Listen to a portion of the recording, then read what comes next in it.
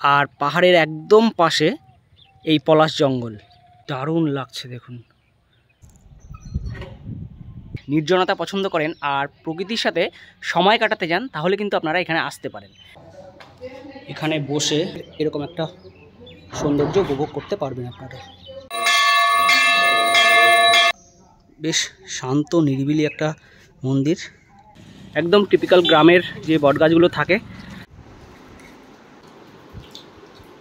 পাহাড় শুরু কিন্তু একদম এখান থেকে, এই যে জঙ্গল।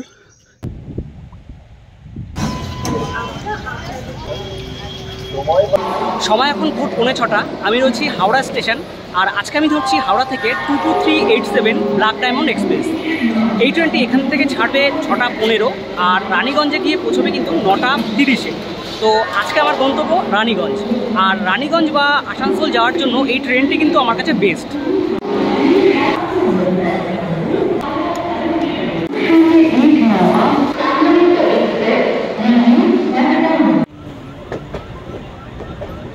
হঠাৎ করেই এই জায়গাটির খোঁজ পাওয়ায় আগে পিছে না ভেবে ব্যাগপত্র গুছিয়ে বেরিয়ে পড়লাম রানীগঞ্জের উদ্দেশ্যে। বাঁকুড়ার বিহারীনাথ পাহাড়ের কথা হয়তো আমরা অনেকেই জানি, তবে এই পাহাড়ের একদম কোলে থাকা ছোট্ট নিরিবিলি এই গ্রামটির কথা আমি আগে জানতাম না। তাই মাত্র 115 টাকা দিয়ে টিকিট কেটে চেপে বসলাম ব্ল্যাক ডায়মন্ড এক্সপ্রেসে। হাওড়া থেকে রানীগঞ্জ পর্যন্ত এই ট্রেন মাঝে 8টি স্টেশনে দাঁড়াবে এবং সময় নেবে 3 ঘন্টার সামান্য বেশি।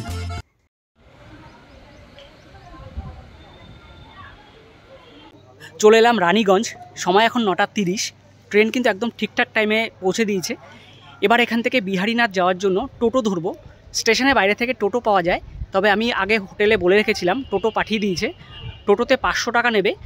স্টেশনের বাইরে থেকেও পাওয়া যায়, তবে দামটা একটু উল্টোপাল্টা চেয়ে বসে, তাই আমি সেই রিস্কটা নিয়ে নিই। ভিডিওটির সাথে থাকুন, আমার সফর সঙ্গী করে আপনাদেরও নিয়ে যাচ্ছি বিহারীনাথ।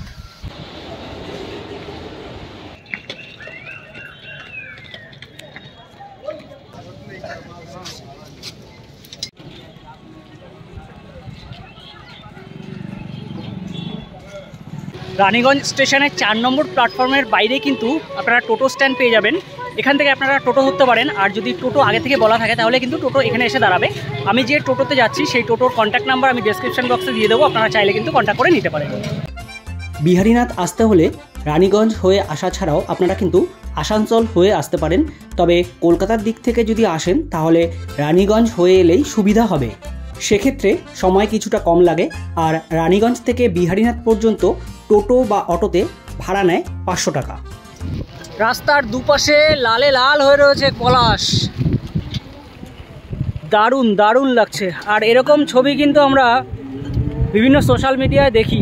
পুরুলিয়া বাঁকুড়ায় মার্চ মাসে যে আগুন রঙা পলাশের ছবি, সেই ছবি কিন্তু পাচ্ছি এখানে। যাওয়ার পথে এই জায়গাটায় না দাঁড়িয়ে পারলাম না, একটা ছায়া জায়গায় দাঁড়িয়েছি। মানে যেদিকে চোখ যাচ্ছে সেদিকেই হচ্ছে পলাশ আর পলাশ, আর প্রচুর খেজুর গাছ রয়েছে এখানে। এই যে এই রাস্তাটায় আমরা যাব, আর সামনেই কিন্তু বিহারীনাথ পাহাড় দেখা যাচ্ছে। আর দেখুন পলাশ স্বাগত জানাচ্ছে রাস্তার দুপাশে, দারুণ দারুণ লাগছে।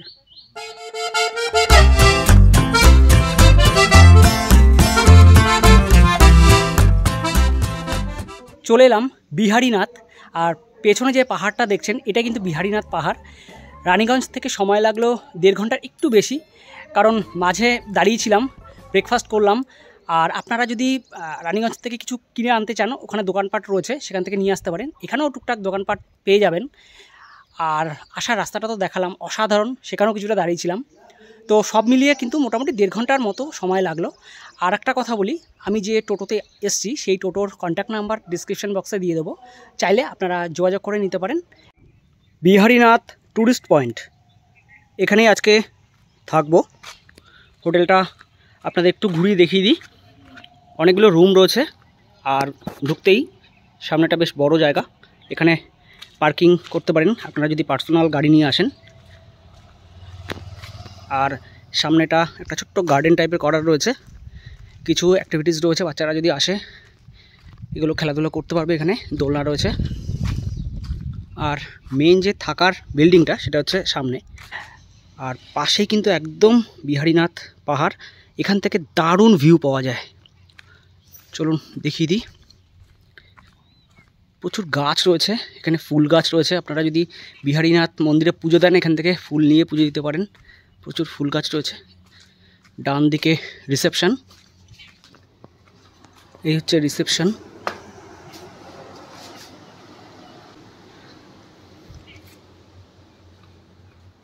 সব থেকে ভালো ভিউ পাওয়া যায় এখানকার যতগুলো হোটেল রয়েছে তার মধ্যে এই বিহারীনাথ ট্যুরিস্ট পয়েন্ট কিন্তু বেস্ট।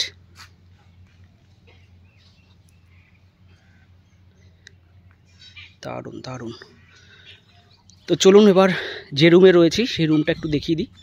এটা 3 তলা একটা বিল্ডিং, 3টে ফ্লোরেই কিন্তু রুম রয়েছে, 4টে করে।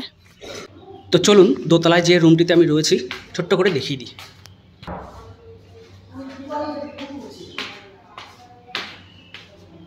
এখানে বসে আপনারা কিন্তু দারুণ ভিউ পাবেন। তার আগে দেখাই, এদিকে দুটো রুম রয়েছে, এইদিকে দুটো রুম রয়েছে। এখানে কমন একটা ব্যালকনি। এখানে বসে বিহারীনাথ পাহাড়ের এরকম একটা সৌন্দর্য উপভোগ করতে পারবেন আপনারা। চলুন এবার আমি যে রুমে রয়েছি সেই রুমটা একটু দেখিয়ে দিই। 204 নম্বর রুম এটি। 204 নম্বর রুমটা একটু দেখাই। এটা আমি রয়েছি, একটা বড় রুম, একটা খাট রয়েছে, মোটামুটি 2 জন বড়, 1 জন বাচ্চা দিয়ে কিন্তু 3 জন থাকতে পারবে। টিভি রয়েছে এখানে, মাথার কাছে জানলা রয়েছে বড়, এখান থেকে কিন্তু বাইরের দারুণ একটা ভিউ পাওয়া যায়, গাছপালা দিয়ে ঘেরা। আর রুমের ওপাশটা কিন্তু আরেকটা স্পেস রয়েছে, এখানে সোফা রয়েছে, একটা ছোট্ট টেবিল রয়েছে, এপাশে ওয়ার্ড্রপ রয়েছে, লাগেজপত্র কিন্তু এখানে রাখতে পারবেন। ব্ল্যাঙ্কেট রয়েছে শীতকালের জন্য। এখানে মিরর রয়েছে একটা, নিচটা কিন্তু পাথর বসানো। আর ওয়াশরুমটা এটা, এদিকটা একটু দেখিয়ে দিই, বেশ অনেকটাই স্পেস রয়েছে কিন্তু এই জায়গাটা। আর এপাশে কিন্তু দুটো জানলা রয়েছে, এপাশে একটা রয়েছে, এদিকে আর একটা রয়েছে। এখান থেকে বাইরের দারুণ একটা ভিউ পাওয়া যায়। চলুন এবার ওয়াশরুমটাও একটু দেখিয়ে দিই ছোট করে। বাহ, বেশ বড় একটা ওয়াশরুম, বেসিন রয়েছে, বালতি মগ রয়েছে, মিরর রয়েছে, গিজার আছে, হ্যাঙ্গার রয়েছে, কমোড রয়েছে। বেশ বড় পরিষ্কার একটা ওয়াশরুম, আর তার সাথে এই রুম।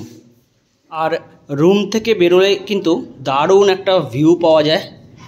একদম একটা বসার জায়গা, ব্যালকনি রয়েছে এখানে, চেয়ারে বসে আপনারা কিন্তু এরকম একটা পাহাড়ের ভিউ উপভোগ করতে পারবেন। আর বৃষ্টি একদম শুরু হয়ে যাবে, মেঘে ঢেকে রয়েছে বিহারীনাথ পাহাড়। আর এখান থেকে কিন্তু সেই মন্দিরের চূড়াও দেখা যায়, যে বাবা বিহারীনাথের যে মন্দির রয়েছে সেই মন্দিরের চূড়া। রুমে চেক ইন করে ফ্রেশ হয়ে নিলাম, আর এখন লাঞ্চ করে নেব। তারপর পাশেই যে বিহারীনাথ মন্দির রয়েছে এখানকার মানে প্রধান আকর্ষণ, সেই মন্দিরে যাব। তবে আজকে পুজো দেওয়া হবে না, যেহেতু খাওয়া হয়ে গেছে, কালকে সকালে পুজো দেবো। তার আগে আজকে ঘুরে আসবো আর আপনাদের দেখাবো এই বিহারীনাথ মন্দির। এখানে লাঞ্চে দেওয়া হচ্ছে ভাত, ডাল, পাঁপড় ভাজা, আলু পোস্ত, চিকেন, আর এটা এঁচড় দিয়ে চিংড়ি দিয়ে করা হয়েছে। এখানকার রান্নাবান্না কিন্তু মারাত্মক, মানে এঁচড় আর চিংড়ি করেছে, অসাধারণ অসাধারণ।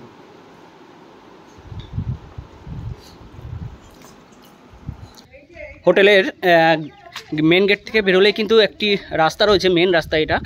আর এই রাস্তা দিয়ে ডান দিকে চলে গেলেই মন্দিরে যাওয়া যায়। এই সমস্ত গ্রামের মানুষরা যাচ্ছেন পুজো দিতে। আর এদিকে একটা রাস্তা গেছে, এই মোড়টায় ছোটোখাটো দোকানপাট রয়েছে, সবটাই দেখাবো আপনাদের। আগে মন্দির দেখে আসি। জয় বাবা বিহারীনাথের জয়। কি অসাধারণ, দারুণ লাগছে, দারুণ লাগছে। মন্দিরে যাওয়ার আগে এরকম দুদিকে দুটো অশ্বত্থ না বট গাছ, বট গাছ, একদম টিপিক্যাল গ্রামের যে বট গাছগুলো থাকে, নিচে বাঁধানো জায়গা রয়েছে, এখানে বসা যায়, দারুণ লাগছে। চলে এসেছি প্রায় মন্দিরের কাছাকাছি।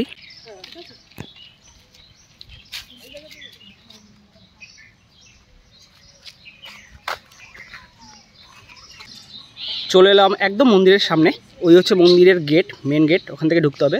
আর এখানে কিন্তু মিষ্টি দোকান রয়েছে, আপনারা ঠাকুরের জন্য প্রসাদ হিসেবে কিন্তু মিষ্টি নিতে পারেন, বা আপনারা পুজো দেওয়ার পর যদি ব্রেকফাস্ট করেন তাহলে কিন্তু এখানে পুরি সবজি এসব পাওয়া যায়, এখান থেকে চা পাওয়া যায়, আপনারা এখানে আসতে পারেন।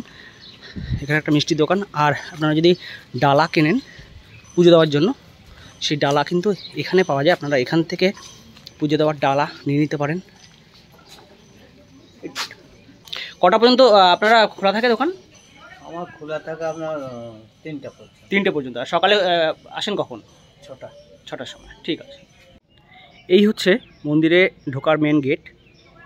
আর গেটের বাইরে হচ্ছে এই যে পুকুরটা দেখিয়েছিলাম, এখান থেকে হাত পা ধুয়ে মাথায় জল ছিটিয়ে তারপরে কিন্তু পুজো দিতে যেতে হয়। আর যদি বাবা বিহারীনাথের মাথায় জল দিতে চান তাহলে এই যে এই পুকুর রয়েছে, এই পুকুর থেকে কিন্তু ঘটে করে জল নিতে পারেন। আর ওই যে ঘট কিন্তু ওই দোকানেই পাওয়া যায়। জয় বাবা বিহারীনাথের জয়।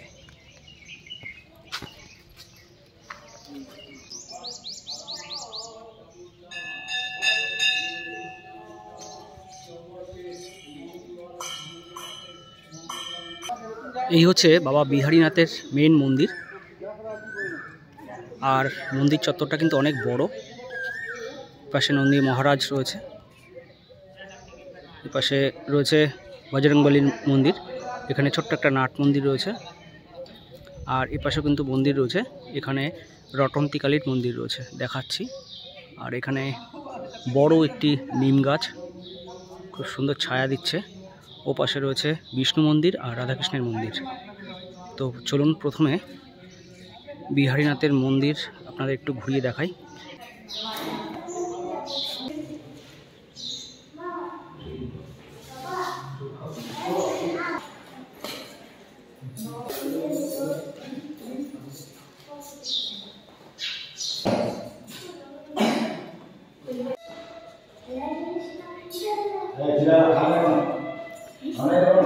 আর এই মন্দিরটি কিন্তু মানে মাঝখানে এই মন্দির, এবং চারপাশ থেকে কিন্তু হাঁটার রাস্তা রয়েছে। অনেকেই কিন্তু মন্দির প্রদক্ষিণ করেন, যারা তারা কিন্তু এই পাশটা থেকে মন্দির প্রদক্ষিণ করতে পারেন। সত্যি বলতে এই মন্দিরে আসলে কিন্তু একটা অন্যরকম তৃপ্তি হয়, এমন একটা শান্তির জায়গা না। মানে যেহেতু লোক সংখ্যা কম, এখানে খুব কম মানুষ আসেন, আশেপাশের গ্রামের মানুষজন আসেন, বা কিছু স্বল্প সংখ্যক পর্যটক আসেন, ফলে শান্ত নিরিবিলি একটা পাহাড়ের কোলে এই যে মন্দির, আপনারা আসলে কিন্তু অনেক দিন পর্যন্ত মনে থাকবে। প্রকৃতি এবং আধ্যাত্মিকতার মানে মিলিত একটা রূপ কিন্তু আপনারা এখানে আসলে পাবেন। হরে রাম রাম রাম হরে হরে হরে কৃষ্ণ কৃষ্ণ কৃষ্ণ হরে হরে। মন্দিরের পাশেই নন্দী মহারাজ রয়েছে। আর একটা জিনিস দেখাই, দেখুন, বলেছিলাম একদম মন্দিরটি পাহাড় ঘেঁষা। পাহাড় শুরু কিন্তু একদম এখান থেকে, এই যে জঙ্গলের পরেই পাহাড়। এখান থেকে অতটা বোঝা যাচ্ছে না, দূর থেকে বোঝা যায়, তবে পাহাড় কিন্তু একদম এখান থেকে শুরু হয়ে যাচ্ছে। আর আপনাদের আরেকটা জিনিস দেখাই, মন্দিরের পেছনে কিছু ছোট ছোট ঘর রয়েছে, এখানে যারা স্থায়ী থাকে পুরোহিত তারা ওখানে থাকেন। আর বেশ শান্ত নিরিবিলি একটা মন্দির, দারুণ লাগছে।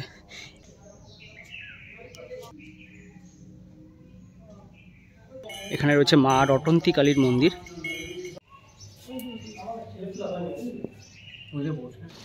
এখন বিকেল 5টা, লাঞ্চ করার পর একটু রেস্ট নিয়ে বেরিয়ে পড়েছি। একদম হোটেলের পাশেই রয়েছে একটা পলাশ জঙ্গল, আপনারা হেঁটেও আসতে পারেন, হেঁটে মিনিট 15 লাগে। আর যদি টোটো অটো করে নেন 10 টাকা করে লাগে। শান্ত নিরিবিলি বিহারীনাথ পাহাড়, আর পাহাড়ের একদম পাশে এই পলাশ জঙ্গল।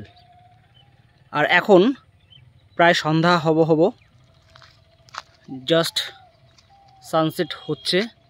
পলাশ বনের মাথার উপর সূর্যের কি অসাধারণ রূপ। এই পলাশ জঙ্গলের মাঝখানে এসে দাঁড়ালাম, কি দারুণ লাগছে। চারদিকটা একদম লাল পলাশে ছেয়ে আছে, আর কি অসাধারণ দৃশ্য।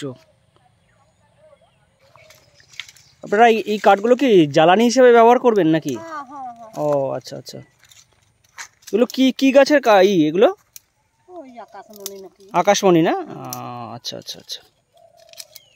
একদম টিপিক্যাল গ্রাম একটা, তাল গাছ, আর ওপাশে হচ্ছে মাটির বাড়ি, আর এপাশে হচ্ছে পলাশের জঙ্গল।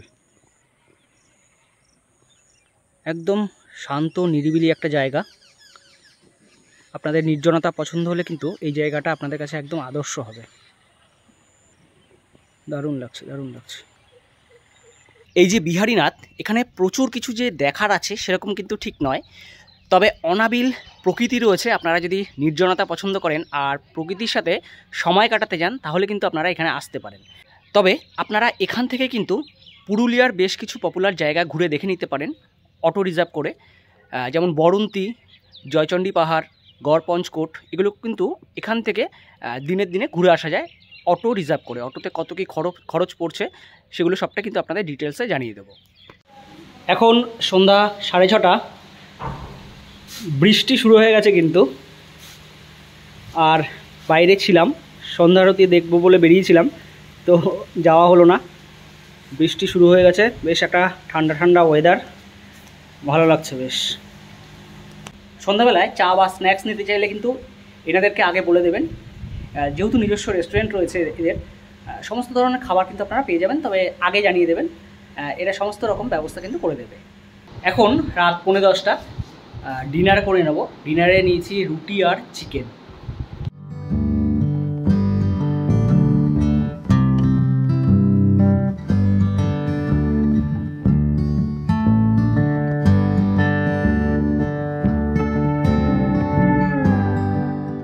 গুড মর্নিং, এখন সকাল 8:30, আর আজকে যাব কিন্তু বিহারীনাথ মন্দিরে পুজো দিতে।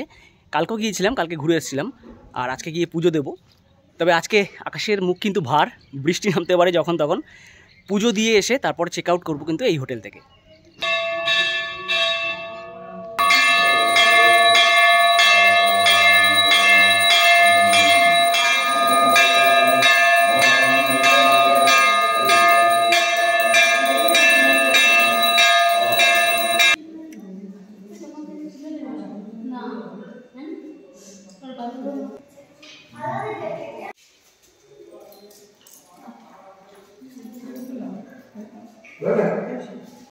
পুজো দেওয়া হয়ে গেল, দারুণ লাগলো।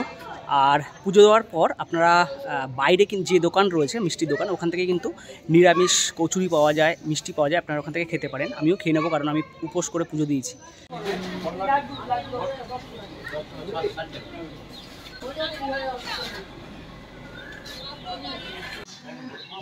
পুরি আর সবজি নিয়েছি, 4 পিস গরম গরম একদম পুরি, তার সাথে আলুর তরকারি দেওয়া হয়েছে, 25 টাকা দাম নিয়েছে। এই বিহারীনাথ ট্যুরিস্ট পয়েন্টের এবার রুম রেটগুলো একটু বলে দিই। আমি যে রুমে রয়েছি সেটি হচ্ছে এসি রুম, সেটির ভাড়া হচ্ছে 1400 টাকা। আর এখানে কিন্তু নন এসি রুমও রয়েছে, নন এসি রুমের ভাড়া হচ্ছে 1000 টাকা। আর এখানে কিন্তু নিজস্ব রেস্টুরেন্ট রয়েছে, আপনারা যেমন যা খাবেন সেই অনুযায়ী অর্ডার দিলেই কিন্তু এরা রুম সার্ভিসের ব্যবস্থা রয়েছে। এবার বলি, আপনারা এখানে থেকে যদি বরন্তি, জয়চণ্ডী পাহাড় বা গড়পঞ্চকোট ঘুরে আসতে চান তাহলে অটোতে ভাড়া নেয় 500 টাকা। আকাশের মুখ ভার, টিপ টিপ করে বৃষ্টি পড়ছে। আমরা চেক আউট করে বেরিয়ে যাচ্ছি, আর ট্রেন কিন্তু আমাদের আসানসোল থেকে। যাই হোক, ওভারঅল বিহারীনাথের এই বিহারীনাথ ট্যুরিস্ট পয়েন্ট দারুণ লাগলো। শান্ত নিরিবিলি পরিবেশ যদি পছন্দ করেন, আবারও বলবো এখানে একটি দিন বা 2টি দিন এসে ঘুরে যেতে পারেন। ভিডিওটি কেমন লাগলো কমেন্ট করে জানাবেন, যদি ভালো লেগে থাকে একটা লাইক করে দেবেন, আর যদি আমাদের চ্যানেলে নতুন এসে থাকেন চ্যানেলটি সাবস্ক্রাইব করে পাশের বেল বাটনটি প্রেস করে রাখবেন, কারণ যখন নতুন ভিডিও আমরা আপলোড করব সাথে সাথে নোটিফিকেশান পেয়ে যাবেন। ধন্যবাদ, দেখা হচ্ছে সামনের নতুন ভিডিওতে।